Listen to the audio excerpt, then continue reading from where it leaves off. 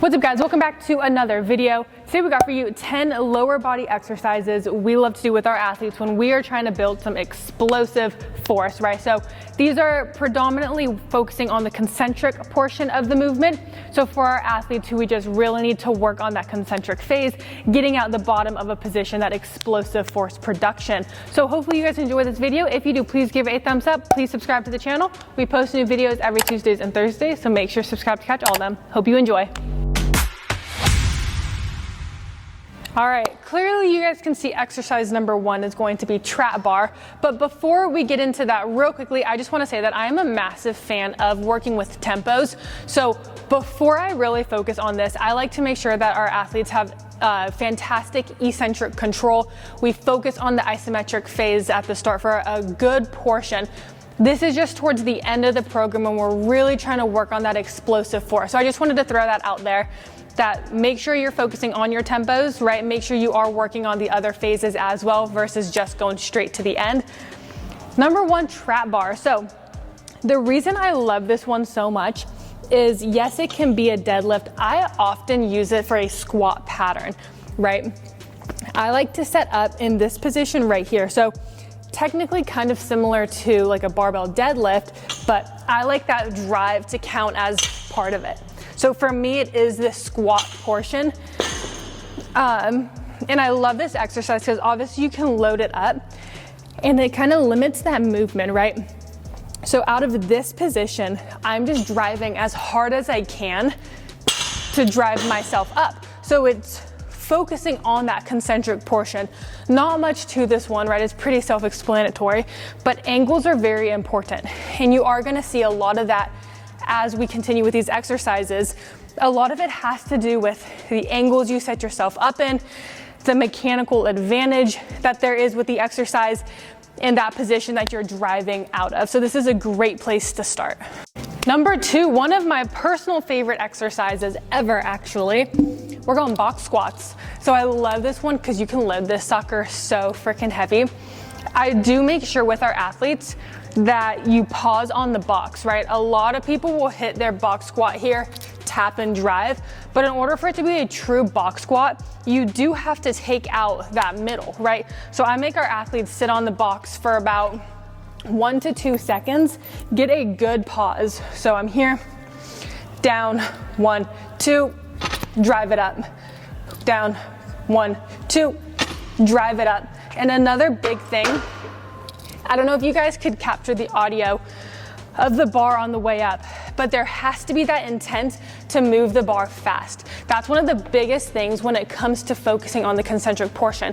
It's not just getting up, but it's that intent. And even if you can't actively get that high velocity, just having the intent to drive is enough to cause adaptation. So I want you exploding out, get your feet set, keep your torso rigid, and when you drive up, I want you driving as hard as you can.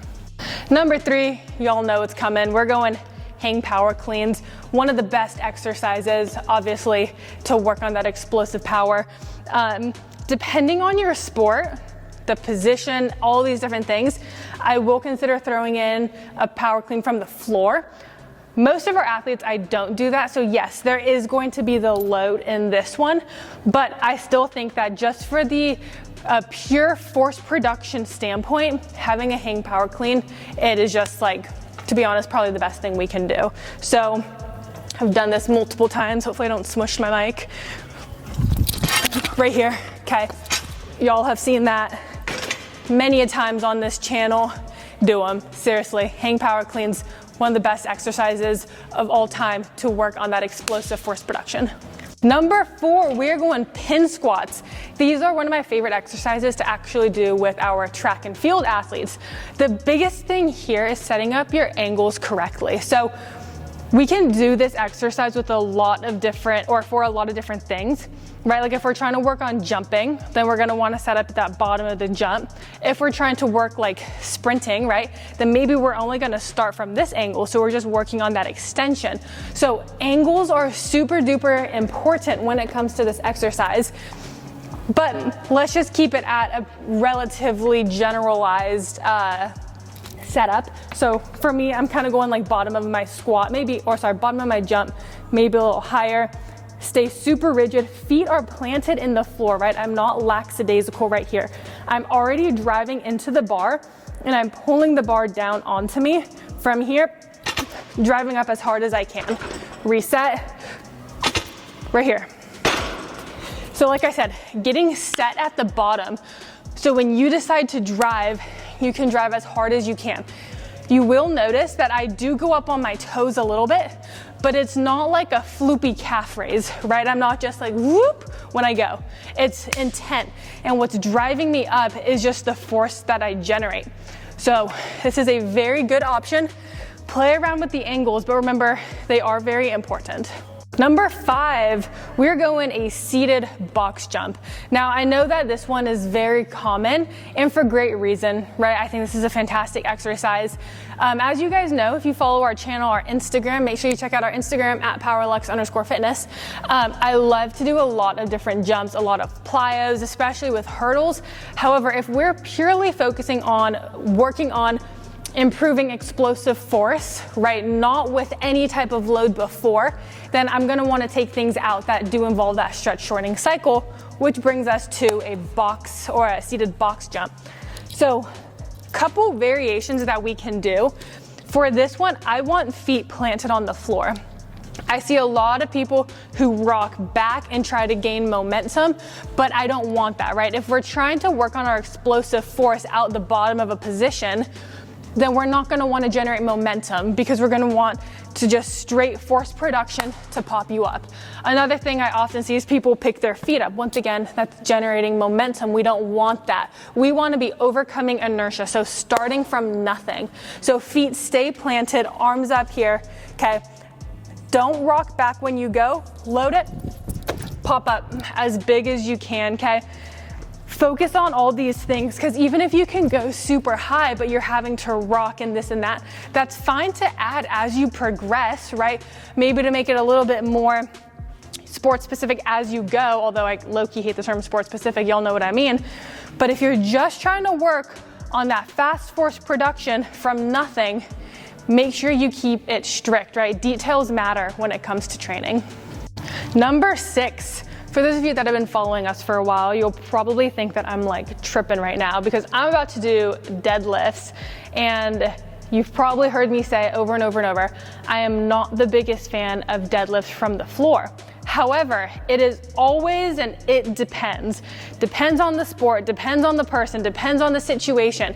And a lot of the times, if we are trying to work on building force out of the bottom of a position, then deads are fantastic, right? Not for every single person. Some people just have shit mobility and can't get down, low-key myself included.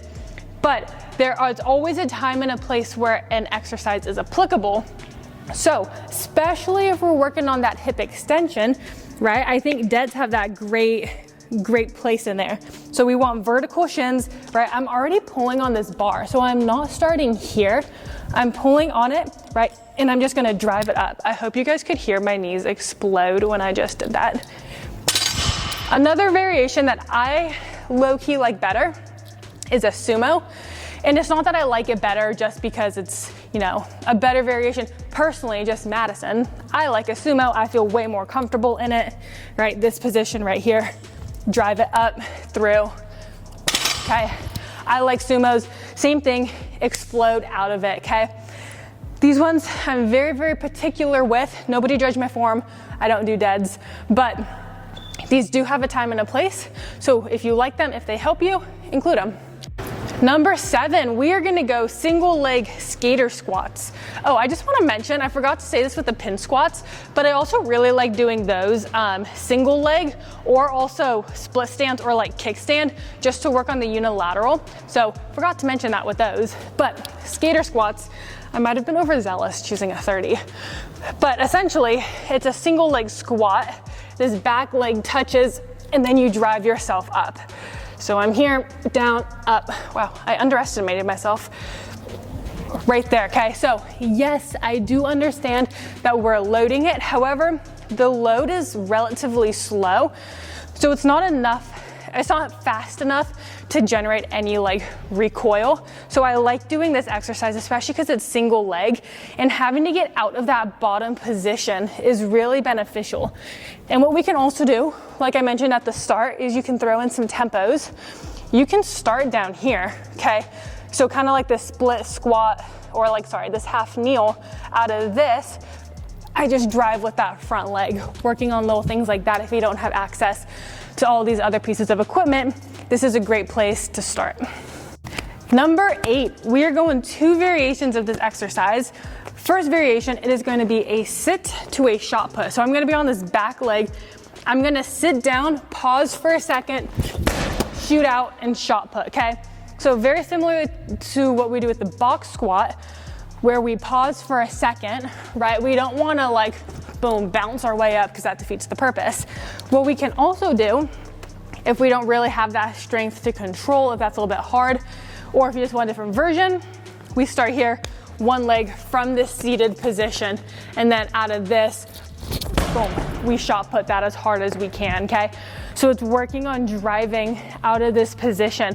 So it's all that concentric, right? That shortening, how quickly we can do that, how much force we can produce when we do it. So love these 2 variations. Number 9, we're going oscillation squats. So this one to me is super underrated. I think this is a fantastic exercise. Now, let me show you first before I explain. But essentially what we're doing is we're getting into the bottom position. From here, I'm gonna go up, down, okay? And then drive it up. So the number of oscillations depends. I have people do different numbers for different reasons. You can just do 1 pump, 2. Your workout could be the pumps down there, right? And then at the end, a big one. Lots of different variations. The biggest thing I will say is as you're at that bottom, it's not a casual right here, okay? As you go, I want you actively pushing and pulling. So actively driving yourself up and then actively pulling yourself back down. So I'm down, go. Okay, right there as hard as you can. Because once again, it comes back to the intent. And it has to be that intent to drive out of the bottom as hard as you can. Pull yourself back down, right? Faster than gravity is pulling you alone. So pull yourself down, being able to stop and drive yourself up as hard as you can. This is a great exercise to do, working on building that explosive force out of the bottom. Number 10, we're going overcoming isos. I'm gonna overlay some clips of this exercise, but I think that this is one of the best ways that we can work to just produce so much force at a specific angle. Once again, this exercise is going to be angle specific, so make sure you set it up in that spot where you are having, I'll say, difficulty producing enough force at speed, whatever it may be, just where you want to specifically work, because this is angle specific. And another thing about overcoming isos is how you generate force is very important, right? So you can get set up in the bottom position, and when you start driving, are you going to try to produce force as fast as you can? So as soon as you say go, boom, you drive as hard as you can. Really try to get that high spike. Try to produce force as fast as you can.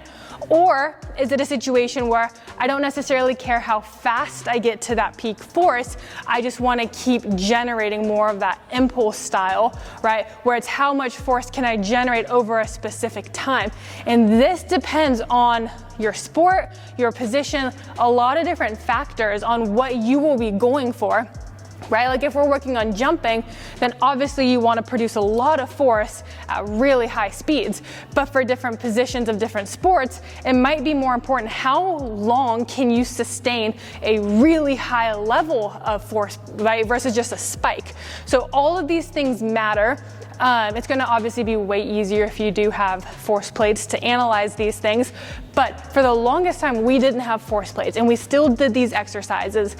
And it's communication and understanding of what you're doing, right? If you're the athlete, then you just know, I'm going to go as hard as I can straight from the get-go.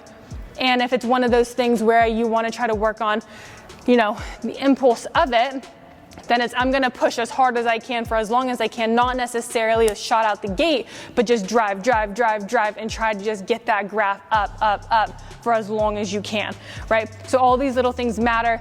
These are all great exercises if you're trying to just work on that force production capabilities out the bottom. Hopefully this helps, hopefully you enjoy. Please give the video a like, please subscribe, please comment. We'll catch you in the next one.